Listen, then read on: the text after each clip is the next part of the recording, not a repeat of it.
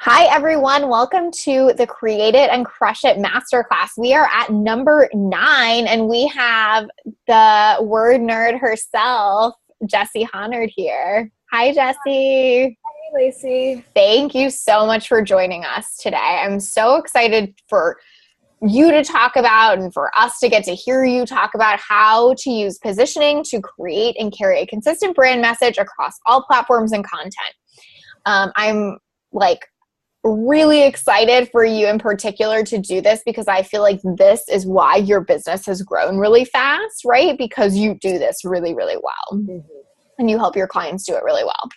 So let me just introduce Jessi really quickly. Jessi is a storyteller and, like I said, an all-around word nerd. She is a serial entrepreneur and has a huge passion for helping high-achieving and groundbreaking entrepreneurs who really want to change the world. She helps them take ownership of their stories and share them through very specific and personality-driven copy that helps them create big results, earn more income, and really facilitates that deep connection that we want to have with our audience. So, Jessi, I would love if you just kind of started us off by telling us your story a little bit and some of your background. Yeah, absolutely. And I think that deep connection is really kind of a key part, and that's a big part of my story. So my background is in education, so I started as a teacher making those connections with students and learning how to break down content for students, high school students, and teaching them how to master their own words. And then from there, I went into adult ed and museum job where I got to create content for an entire museum and show how to position different content in different ways for different audiences. And so it was still within education, but now it was, okay, you have to appeal to the students, you have to appeal to the teachers, to the parents, and all of these audiences. So it kind of broadened the spectrum a little bit. And I actually started my business while I was still teaching. It was a side hustle for 4.5, almost 5 years. So it started as a resume service. Right when all of the economy went terrible, I was like, guess what? No one has jobs. Maybe they need people to write their resumes. Yeah. So that was kind of what it started at, as me and one of my best friends. We started this together, and it's grown since then. And we work primarily, like you said in the intro, with groundbreaking entrepreneurs, and then within the education industry still, and a little bit of healthcare. So we're really about facilitating that big change in the world, and not just writing copy for the sake of copy. We want it to be copy that helps build change. I love that. And I think I actually not to be cheesy, but that gives me goosebumps because I think we get conditioned in some ways, in business and copy and whatever, to think that oh, well, we write copy to help you sell your shit. And you're like, yeah, we do that too, but it's to help you sell your shit so you can make an impact, so you can be a world changer, not just so you can make less impact or so you have more money in the bank. It's for that bigger purpose. And I think we all resonate. Hopefully everyone that's listening, I think, resonates with the idea of being about the impact that we get to make. Yeah, exactly. And I'm selective with the people I work with because of that, because I don't want to work with someone who's just in it to have higher conversions and line their pockets. I want to work with people who, yes, want higher conversions, but they want higher conversions for a higher purpose. Definitely. And the next question I have for you, which is funny because you're part of my story on this, is how has community and support facilitated your growth as an entrepreneur? That's why we do Create It and Crush It, right? Because we all have unique skills and talents that we can bring to the table to be that available to lift each other up as we go. So you're part of my story for this because you actually wrote all the copy for my website. Yes, I did. So you have been part of my rising tide that has lifted my boat, right? And really, again, that's kind of what I want this to be about, is you have this incredible skill set and you're available to share it with all of us. And that's what moves everyone forward. Not that we all sit in our little boxes and kind of hold on to our information, right? Yeah, absolutely. And your copy was so much fun to write. I really enjoyed it. Yeah. If you haven't checked it out yet, not to promo my website, but to promo Jessi's work, it's alituplife.com, and it is good stuff. I have to tell them a funny story really quick and then we can get into it. But the day I put it out, I posted on my Facebook page, new website copies up, take a look. I put out new pictures that same day too.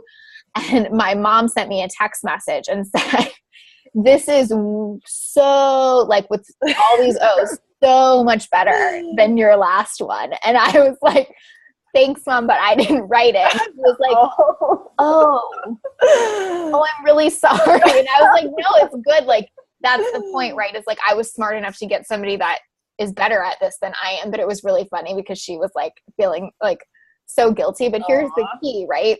My mom didn't know that I didn't write that copy. And that's like the best testimonial you could get right there. Yes, exactly. And so that's kind of what we're talking about today. And what you're about is like having really consistent personality and branding across all your platforms so that your mom can reach it and not know if you wrote it or not, but also just so that you're always staying consistent and people get who you are, right? Yeah, absolutely. And as far as community goes, I mean, that's really been the game changer in my business as well. I think for the first 5 years, we've been in business 6 years now. So the first 5 years we were an island of 2. It was me and Marie, and we did all of our stuff, and it was better than an island of 1. You know, sure. it had definitely, it was nice to have someone to bounce ideas off of, but we really didn't have that full community that we needed in order to really take our business to the next level and have the impact that we wanted to have. And in the last year, building that community and being a part of other people's communities has really kind of changed the game for us. It's given us, more of a sense of camaraderie and a sense of, yes, we have people we can depend on and people who, are giving us constant feedback, and that goes both ways. Yes, definitely. Right. Like, I know you sent out an email to your list this morning that I saw, and it was like, what do you need from me? Like, I want to show up. I want to give you even more. And it's like, having that community is so great because you get to give them what they want, but you also get to ask, right? So it's like this really awesome mutual exchange that happens. Yeah, it's a conversation, and keeping the conversation going is so important. Cool. I love that. I love that you said it like that, because I think that's exactly what it is. Like, when we have community, we get to be open for a conversation. So whether that's about what our tribe wants or whether that's what we're doing now, where we're going to have a conversation and people get to take a lot away from that, that's what's really important. Yeah, absolutely. All right, let's dive in. Talk to us about positioning. Where should we start? Why is this important?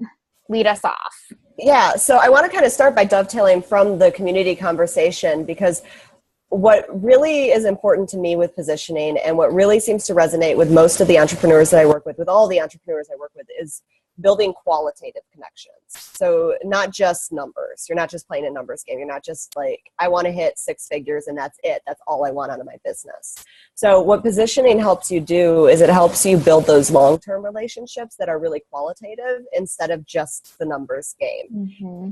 And so essentially, kind of a quick definition of positioning is it's the unique lens through which you approach your business. It's basically your angle. It's how you approach everything you do within your business. It's part of your copy, obviously. It's also part of your branding, your photography, just the way you talk to your clients and whatnot. It's a piece of your personality put into your business and carried through everything that you do.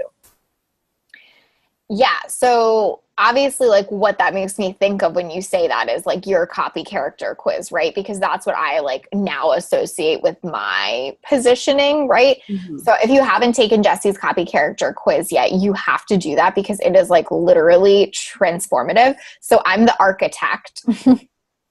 And that so fits me, right? Strategic building, like, this is how I think about things, this is how I see things. And so when she wrote my copy and when I write, my content, we get to come from that personality. And so that's why, like, my branding and my positioning isn't off because you wrote my copy and because I write my content, right? We both came from that standpoint. Yeah, it's very congruent, and it helps with the overall positioning because you might be an architect and there may be 10 other entrepreneurs who are an architect, but you're all an architect in your own unique way. So it's not like you all end up with the same thing. And what this positioning does, what knowing your positioning does, is it lets people know essentially who you are and what you stand for as an individual and as a business or as a brand. And it makes you recognizable and it makes you memorable. So if you're consistent with your positioning, a year from now, 2 years from now, 3 years from now, someone will see something from you and be like, oh yeah, that's Lacey. I totally get that because that's her style. That's her way of doing things. And it helps you create that content, and because you can keep it kind of within that, okay, well, how am I going to approach it? I'm going to approach it from this angle, from this lens. So I kind of break it down into like 3 key things in order to determine your positioning. 1 is to know yourself. 2 is to know your community, and 3 is to know your so what. And so I'll go through each of those a little bit. Yes.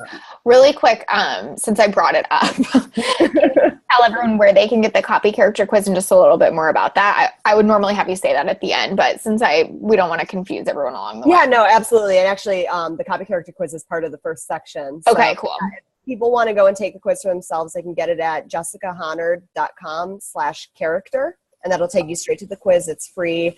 And once you take the quiz, you'll get a PDF that goes into your results in more detail. Okay, awesome. All right, let's dive in. So tell us about the first step. Yes, so the first step is to know yourself. And I think this is really hard for a lot of people when it comes to copy in particular, because we are taught to write like robots from a very early age. You know, and having been an English teacher, I've been in that position where I have to tell students to write like robots because that's what whoever they is, wants to hear. Whoever they is. Yeah, whoever they is. And it's kind of soul-sucking. It's terrible because you end up going through school and, you know, however much school you complete, and you come out of it and maybe you get a corporate job or something, and then you have to write according to their standards, and you lose your personality over time. It just gets shaved away little by little, and you're left with not knowing how to infuse your personality and your positioning into your voice. So the first thing is to get rid of that. I resonate with that a lot. Like I have 2 master's degrees, so I spent so much time like refining how I'm writing research papers, stuff like that. So when it came time for me to write my own copy, it was like very challenging to find like, where is my voice in this? Because I sound like I'm trying to make like a case for a research paper, and really like I just want to be me, right? Yeah, exactly. Yeah. And so I think that's the biggest struggle for most people. And then the secondary part of that is when you do enter the online space, looking at other entrepreneurs and whatnot, you're bombarded with how they're doing things. Yeah. So you have a blank slate that is then being covered with all of this other stuff that other people are presenting. And so it becomes very easy to just get into mimicry mode and just do what everyone else is doing and still not be authentic to your own voice. So what I try to help people do through the copy character quiz is to find the kind of the seed of their own voice and use that as a building block for the rest of their content and their copy. I am so into that because I think that there's such a difference between like knowing what I do and who I help and, you know, all of that versus like, but still, who is my voice? Like what does Lacey sound and speak like, right? Yeah, definitely. And then not only speak like, but then how do I translate that into writing? Yeah. And I think a lot of people spend quite a bit of time trying to figure that out for themselves, especially when they're new to the space. And so with the copy character quiz, when I created it, one of the things I wanted to do was I wanted to kind of cut that process down so that people didn't have to spend so much time struggling and rewriting things over and over again and just, you know, kind of getting tired because it didn't sound like them and getting burnt out and overwhelmed.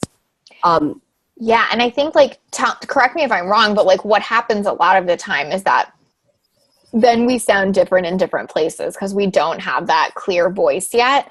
So like my website sounds different than the content I'm putting out. And so maybe somebody's jazzed about my content and then they go to my website and they're like, oh, she feels different here. And that's like not what closes the deal. That's what not, you know, is not what allows you to like make those impacts. Yeah, exactly. And you know what I mean? I know what you mean. Yeah. And so kind of a little backstory. The way the copy character quiz came about was actually a really revealing moment for me as an entrepreneur. I was working with a client and they were struggling with their copy. And the question they kept asking me was, how can I figure out my ideal client avatar? How can I how can I figure out what my client wants? How can I write what my client wants? And they were very insistent about this point throughout the process. And finally, I had to kind of stop them and be like, okay, but what do you want to say?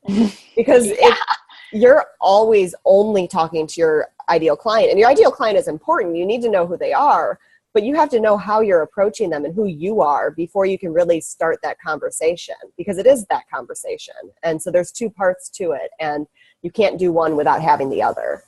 Yeah. And by the way, I don't know if you've ever had this experience, but I have, where like somebody really does try to write because of what they think you want to hear. And then you get on the phone with them and they're like a whole different human. And you're like, yeah, it's really right? Yeah. There's a disconnect there. Not even in a bad way, right? It's just like you were expecting something else. So if you're not writing from like a place of authentically you and you're only writing to that ideal client, it's still going to be hard to close that deal because you're going to get on the phone with them and they're going to be like, oh, wow, you sound completely different than I thought you would. You have different ideas or processes or whatever than it seemed like you did, right? Yeah, exactly. Yeah. So the copy character quiz, what it does is it takes that and it breaks your that kind of seed of your inner voice down into 5 different copy archetypes or storytelling strategies. And those 5 real briefly are the rebel. And the rebel is the copy character who is very fierce, very much, trying to inspire their audience to take immediate action, be true to themselves, go against the grain.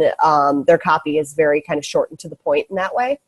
The second is the artist, and that is a more reflective and empowering archetype, and it is more around invention and creation. That's kind of like you give them one way to do something and they find 5 other ways to do it. And then the nurturer is the third. Their copy is designed to foster kind of a sense of community and connection through kind of like a helping hand, like you're very much a guide. And then the fourth is the scholar, which is my copy character, which is designed to mentor and help your audience to feel empowered by guiding them through very actionable step-by-step, almost educational materials. And then the last one's the architect, excuse me, I can't talk either, which you are. Which is designed for long-term success, and you expect your readers to take action. You expect them to take action in ways that to execute things in very kind of almost systemized ways, but with freedom for them to do it in their own way as well. Yes. And so tell me, I think, you've been really clear with me about this, but just for everyone listening is we usually have a secondary one too, right? Because I think some people listening are probably like, ooh, maybe I'm that one, but I think maybe this one, but it's normal to kind of relate to 2, right? Yeah, absolutely. Or even more than 2. The way I usually explain it is one of the characters is your leading lady and the rest are your backup singers or your backup singers, Yes. Everyone can get a moment in the spotlight. Everyone can play nice together. You can be a rebel and a nurturer, and that's fine. It's important to know which one you gravitate towards the most. And that just kind of helps you position yourself with your audience, and you can even change and shift a little bit over time, but it's good to be aware of where you are. Yeah, definitely. So it's kind of that's almost what makes us unique too, right? Is I lead with something and I have a little blend of something else, and that's what kind of makes my version different, right? Yeah, your unique little twist on it. And and it would feel really there's also probably one that you very much don't identify with, and it would be very strange for you to put out copy or to put out content in that voice. It would feel almost disingenuous and a little weird. And maybe that's the one that you sprinkle in occasionally because there are bits of it that you identify with, but for the most part, they don't really have as much of a role in the way that you write your content. I love that. So it's kind of knowing the place that you're coming from before you do anything else, because then I can say okay, I'm an architect. How does my ideal client relate to an architect? What's interesting for them about that? All of those things are next, right? But first I have to know where I'm at. Yeah, exactly. And kind of a good example from more of a corporate standpoint would be the brand Nike.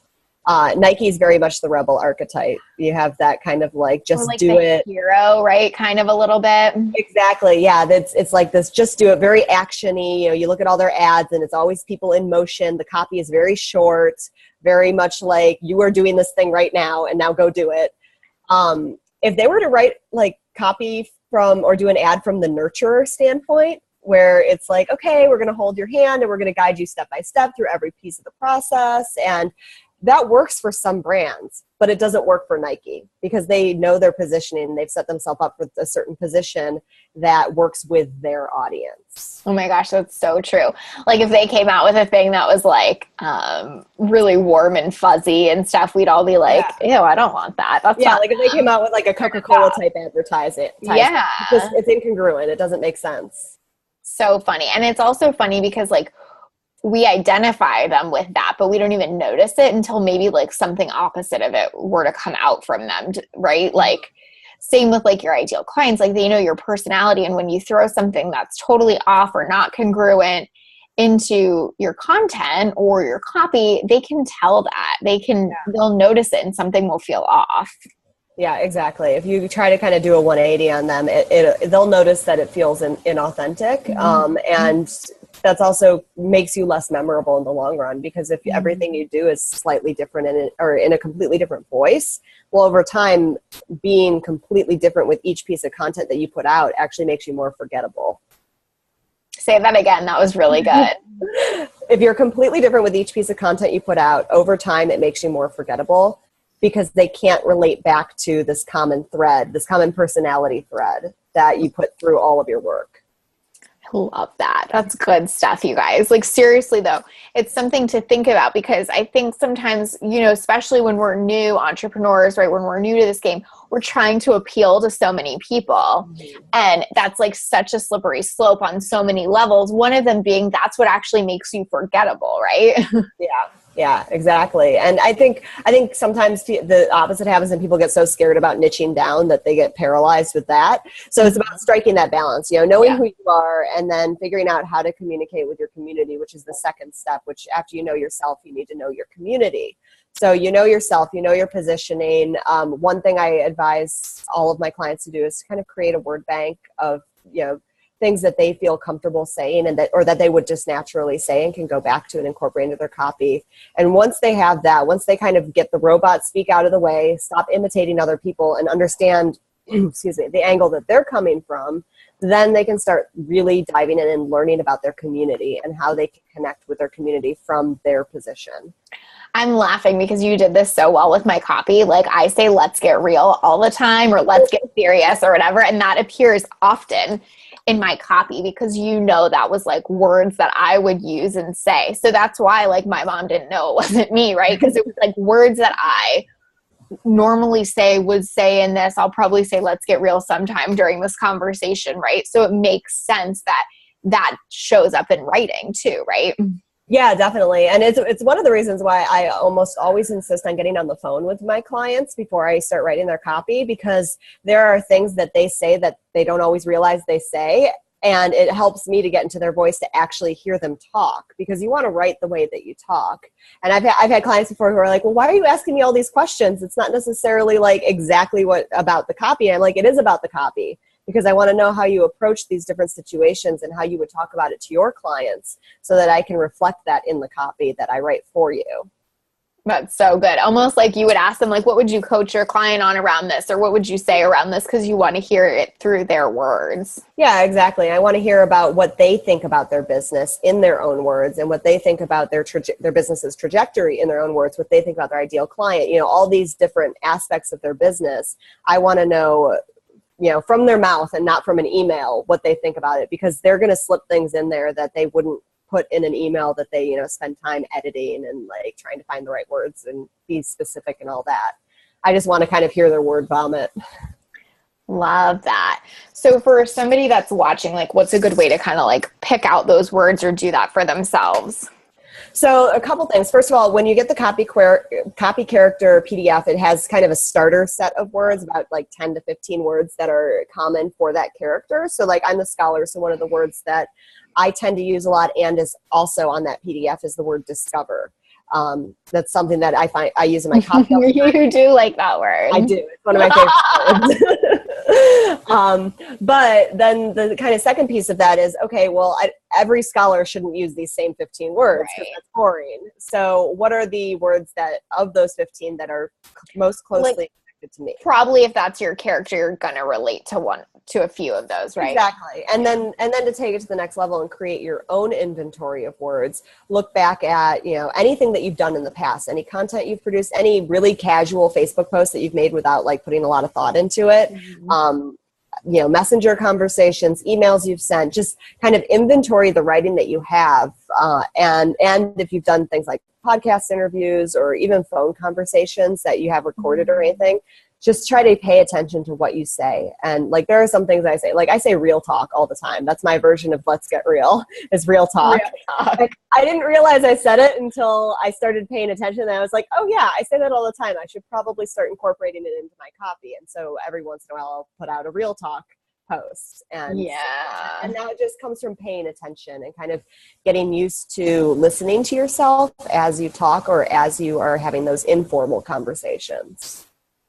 I love that. And maybe even just like asking the people around you, right? Like what, cause like people notice, like, so one thing I say in all the time, which you're going to laugh, Jessi, is so two things. And I always have two things, right? Like, and I never have noticed this for a really long time, but my husband will always say to me, okay, what are the two things? Because I've always got two. Jessi will do the same thing to me. She'll be like, what are my two things? So it's like the people around us notice so much more than we do, right? Yeah, absolutely. Because we're so used to them that we become immune to what we say sometimes. Yeah, and especially as like trends change and the people you hang out with change, sometimes your vocabulary kind of shifts based on that too. So, over time, you kind of need to recheck in and be like, okay, so how am I approaching life right now? How am I approaching conversations? So I think that's an important question is, like, does that, like, do you like keep up with, like, can you keep up with that as that changes? So like if I stop using Let's Get Real and start using something else, I need to like adjust my positioning or whatever to match that, right? Yeah. And I think that doesn't mean like, oh, Lacey, stop using Let's Get Real. Let's do a complete rebrand, change everything. Like it's everything. As people grow and change, they adapt slowly and they change slowly. So if I stop using real talk and start using something else, that's not going to destroy my business. Right. Totally. But yeah, it should be an accurate reflection of where you are in your business. And I'll probably always be the scholar. It's just how do I represent the scholar? What words? Yeah. Got it. Okay, cool. Love that. Yeah. So that's kind of the whole first piece, which is getting really comfortable with yourself and your own voice. And then the second part is to get to know your community. And this is the part that people kind of always jump the gun on. They're like, I need to know my ideal client avatar. I need to know it right now. I need to know what shoes they wear and what beer they drink and all this. And so getting that what first they like to do on the weekend. Yeah. What their blood type is. Yeah. And I mean, it's gotten a little crazy how specific they try to get you to be with these ideal client avatars. And there is value to knowing your ideal client, but there's also value to leaving wiggle room and making your ideal client, this idea of a type of person and not just this very rigid, specific person that you've created, because you want some flexibility and room to grow. And the best way to do that is to engage with the community, to talk to them and build relationships. And I know one struggle that a lot of, especially new entrepreneurs have, is finding the time to do that. Like, oh, I don't want to spend 8 hours on Facebook a day. And well, you probably shouldn't spend 8 hours a day on it, but you also don't have time to not engage, to not start those conversations. And there's kind of there's a dual benefit there. First, you get to start those relationships, but also you get to listen to how they talk and how they put their problems and their, successes in their own words. And when you know how they talk, you know how to kind of build that bridge between your positioning and where they're coming from. I am like in love with the fact that we're talking about this, because I think ideal client avatar is like a place that so many people get stuck. And it's because they're trying to figure out stuff about their ideal client that's not relevant to what they're sharing with their ideal client. So like if you're creating something about like something for like single women to do on the weekends to meet like more friends, cool, you should know what they do on the weekends. Otherwise, like why do we care? Like I guarantee all my clients do something different on the weekends, right? Like so it's kind of like, but what really matters to me is how do they put their success in their words? Now that's the shit I need to care about, right? So it's kind of like not getting stuck in this hole of like, must know all these things. What you want to know is like, how do they talk about the things that you're going to help them with, right? Exactly. And how do they relate that to their business, and how, and where are their struggles around that? Not where are their struggles around everything. Beautiful. Yes. So yeah, and it's, this idea of listening and not just, using Facebook groups, for example, because those are so huge right now, as a place to just like post your stuff and run away, actually engaging and having those conversations and commenting and going back and forth. And those people that you engage with are generally going to be the people you're naturally drawn to, the people whose posts you naturally resonate with in some way. And so there's a good chance that they're the kind of people that you would want to work with, or they know people that you would want to work with. So starting those relationships and having those conversations and getting to know them a little bit better is really a win-win. And it helps you delve into the community and build that community a little bit more. Yeah, definitely. And also I think, just showing up and like caring is so transformative. I mean, I know that sounds like a silly thing to say, but I love that you said like, just drop your post and run. Like, yes, this is really for market research, but like that also will get you clients, because there are not a lot of people right now that are like showing up with like a genuine like interest in caring. Well, that's a really broad statement. I kind of feel like an ass saying that, but you know what I mean? There's just a lot of like drop and run kind of stuff going on. So not only is this great market research, PS, this like helps facilitate relationships and client building along the way. Yeah. And it also gives you an opportunity to do some of that more informal conversation that lets you see how you talk to people. And I think the problem a lot of times is that when people post in these groups and do the drop and run, they're following a formula that says you need to post X number of times a day in X number of groups. And so they don't necessarily consider that secondary engagement part, but it really is important to your positioning, because yes, you're going to state your positioning in your own posts and emails and blog posts and whatever, but you're also representing your positioning when you're commenting and having casual, informal conversations. Because if someone posts in a group and it's something that they're having trouble with, and it's something in their business that requires some strategy, well, you're really great at strategy. You might come in and have a comment that breaks it down for them in a way that is naturally, without you doing anything, in the architect personality or in that archetype. And it shows your personality, because you're not worried about making it perfect. You're just worried about helping this person. Yes, so true, right? And so it gives them a taste of like, this is what I'm about, whether it's in my website or on a comment, like this is what I stand for, right? It's not like, this is who I'm trying to be for you. Exactly. And the end goal there isn't, oh, well, maybe I can sign them as a client. The end goal is, no, I helped them. And maybe that will help them grow a little bit. And I maybe learned a little bit more about myself and how I interact with people. And my positioning. Totally. I love that. And then also, I think from the community standpoint, right? Like just seeing what other people are struggling with around that, right? So that post that I would maybe comment on something strategic, like, okay, cool. Now I get like what somebody's struggling with there too. So there's just so many layers of benefits to that, right? Yeah, absolutely. I mean, it helps everyone involved, and it helps to grow that community kind of exponentially over time. Awesome. So good. Thank you. Okay. What else do we need to know? All right. So we know ourselves, we know our community. So then the third part of it is to know your so what. And this is really important. I know you've kind of talked about it a little bit recently as well, with this idea that people... Well, I think I said it in a much more confusing way, but yes, this exactly, except said better with so what. Yeah, it's essentially, okay, I do these things. So what? Why does my ideal client care? Why do the people that my positioning is reaching care about what I do? And why does that build that bridge between us? Why if that bridge is built, why should we walk over that bridge and see each other? Yes. Like I am obsessed with this conversation, because I think what happens is we're experts at what we're doing. So we assume everybody knows what we know, right? So if I say something like, I'll help you create a strategic plan for your business. In my mind, I'm like, well, duh, that's what makes you money and gets you clients and whatever, right? Like, because that's how my brain works, but not everyone knows that. So if I don't add so that you can whatever, right? Like create more money, create more clients, like not everyone's brain makes the same connection. And that's actually why they want to hire you, right? Yeah.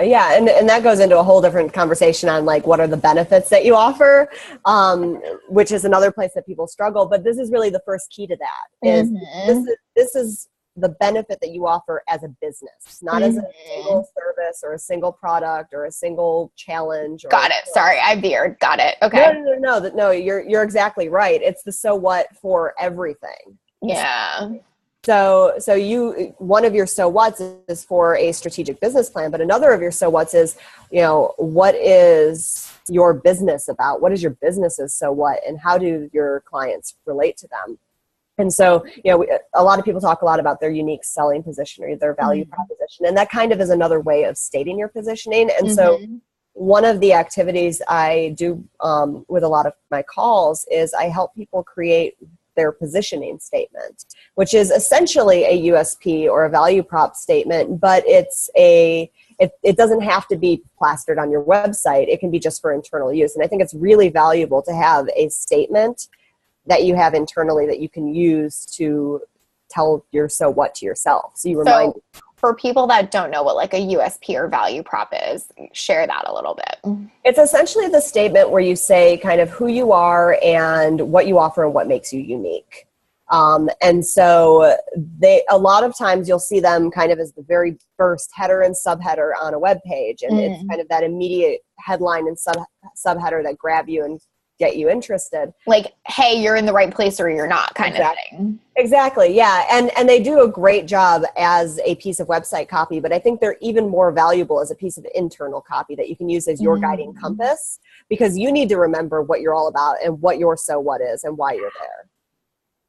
So yeah, so important, right? Like I think about people that get stuck on writing content. And most of the time it's because they don't have that core statement. So they don't know what they're tying everything back to or what it should sound like or whatever, right? So if you have that, like, this is what I'm about, this is what I stand for, it makes everything easier from there. Yeah, exactly. And so kind of to quickly take you through the process, first is, who are you? So I'm Jessi Honard, and I kind of bill myself as a word nerd extraordinaire. So that's who I am, or who is your business?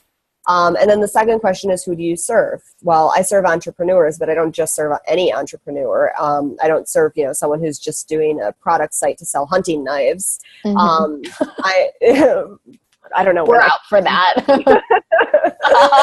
I'm serving specifically high achieving entrepreneurs who really want to make a change in the world. So who I am, who I serve, and then what I offer, which is copy that is really groundbreaking and helps them grow their business. And then my so what. So the so what is so they can share their story, grow their business, and change the world.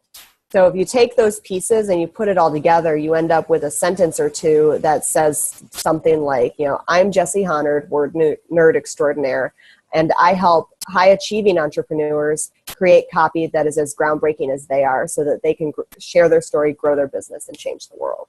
Boom. And that's the guiding compass of my entire business. And all of my copy, even if that exact phrase isn't on my website, some iteration or version of it is, and that phrase itself is, plastered on my wall somewhere or in my journal or somewhere to remind me every day when I'm producing any content or any copy that this is what I'm doing it for. And this is why my client cares. And this is like what I'm holding it up against to a certain extent, right? Not holding it up against, that might be the wrong way to say it, but like, tying everything back to. So like maybe you're writing about something totally different today. Like say you're writing content on a sales page. Cool, but you're still tying it back to like, how does this help you grow your business, be a game changer, change the world, right? Exactly. So then all the pieces of copy don't exist in isolation anymore. They're all part of a bigger so what. And each copy has its own so what, but it all feeds into this greater cause. Yeah. So I think that's like a big challenge for new entrepreneurs is like, how do you make that connection? How do you draw it all back to that? What does that look like? How do you kind of like measure that when you're writing stuff?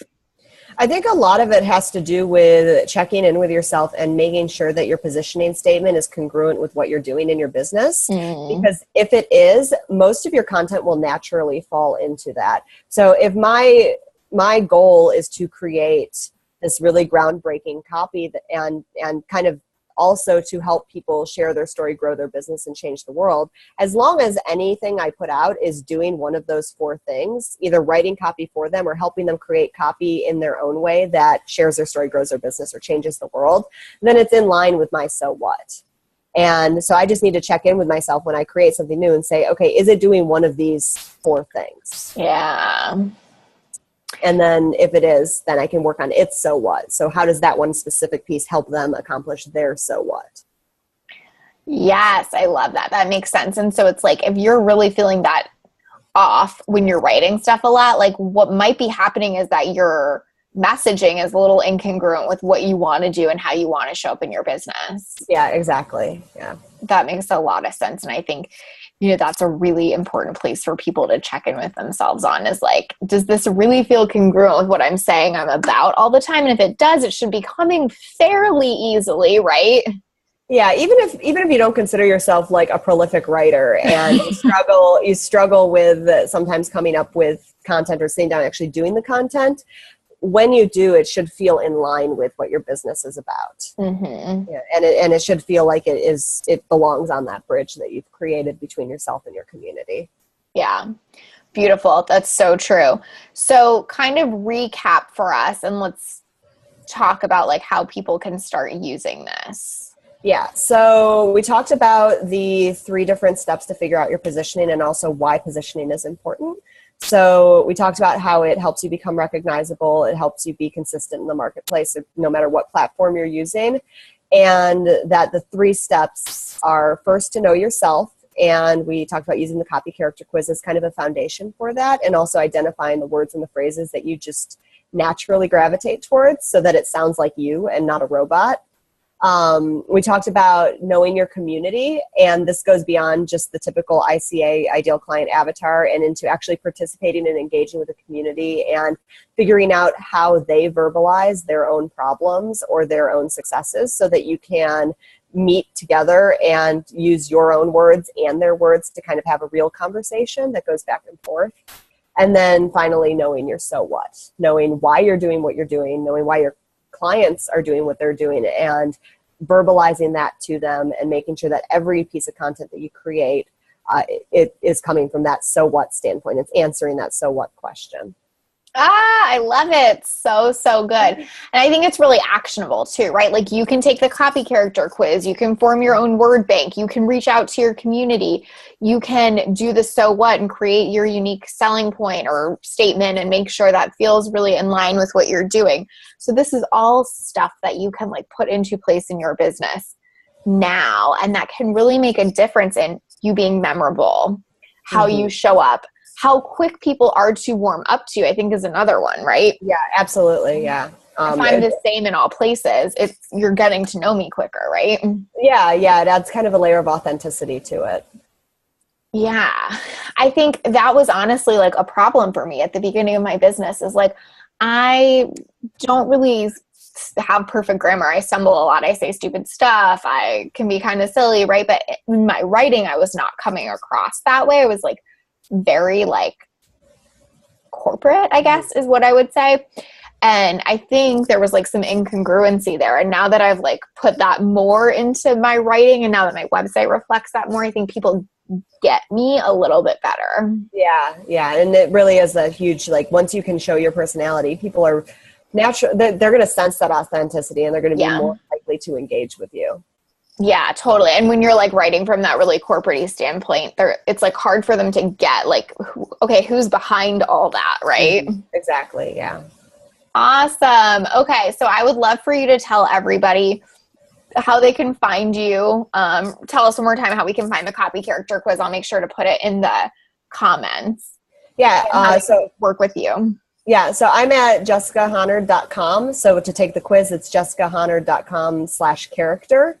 And I'm also in the Better Writing, Bigger Results Facebook group. And if people want to have a conversation with me to talk about their copy, you can get a hold of me through that or through just messaging me and whatnot. And I work primarily with website copy, like I did with yours, Lacey, helping people really target their positioning and make sure it's reflected in all of their website copies, from their homepage to their about page, and how they present their services and sales pages and whatnot. Yeah. And just to be really clear, like I actually initially hired Jessi to rewrite one page for me because I was like, oh, I don't have time and I really need this thing rewritten. And when I got it back, I was like, that night I messaged her and was like, how do I get you to do all of this right away?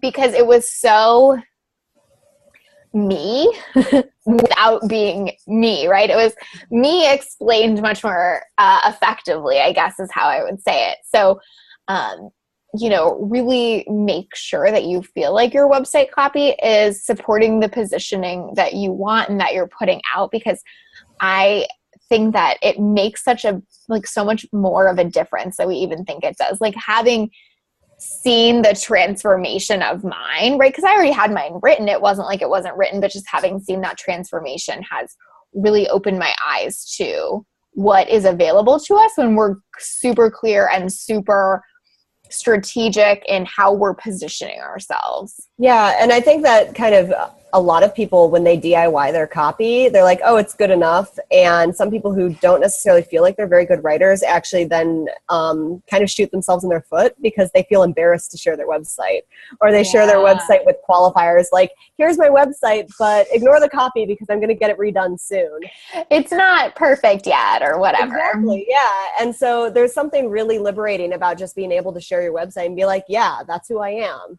And this is it, and I'm proud of it. Yeah, and I also think that what I have noticed is that when you're in that place, like the leads that are coming to you from that are so much more qualified because they just get you, right? It's not like I think I get you, let's maybe see. It's like so clear. Yeah, exactly. You've already built the bridge, and it's put out there. Awesome. Well, thank you so much, Jessi, for coming on today. Thank you for teaching us about this. I really think there is not enough conversation happening around this, and I'm so glad that I was able to have you on and be part of that with you. So thank you for joining us. Yeah, absolutely. It was really nice to talk about it. I always, you know me, I love going off on my tangents about this. I think it's really, really important, and you're right, it's not talked about enough. Awesome. Well, thank you everyone for listening. Thank you, Jessi, for being here, and I hope you all have an awesome day. Bye.